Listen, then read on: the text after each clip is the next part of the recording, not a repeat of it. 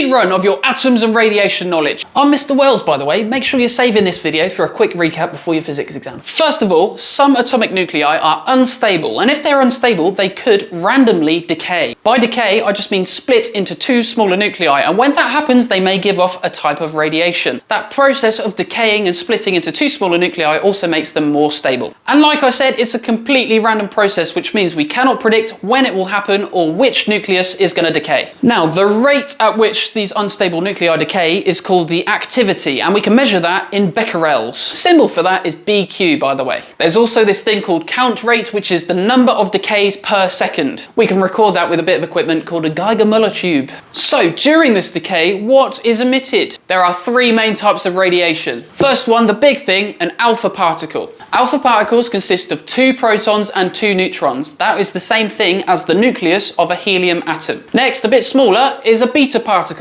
This is a fast-moving electron. Lastly is a gamma wave. This thing is not a particle, it is just a wave of electromagnetic radiation, gamma radiation specifically. Extra thing to know, for beta radiation, this occurs when a neutron changes into a proton in the nucleus of an atom. In doing so, that ejects this fast-moving electron. That is important knowledge to know if we're doing a decay equation, something I'll make a separate video for. Further knowledge that you need to know for each of these types of radiation is how penetrating they are and how ionizing they are. Let's use some logic. Do you think something that's big is going to be able to get through stuff very easily? Hell nah. This is the least penetrating. Alpha is the least penetrating. This would be stopped by a sheet of paper. Next, a bit smaller, a beta particle. This is a bit more penetrating than alpha. This would be stopped by some aluminium. And lastly, gamma radiation. Gamma radiation would be more penetrating, the most penetrating in fact, since it's just a wave. It would need to be stopped by thick lead or very thick concrete. You also need to know about ionization, which is the most ionizing. Remember, hopefully from chemistry, an ion is just an atom that has gained or lost electrons. So this process of ionization we're talking about is how able these are to knock off electrons from atoms. Obviously, the massive thing is going to be the best at knocking electrons off of atoms.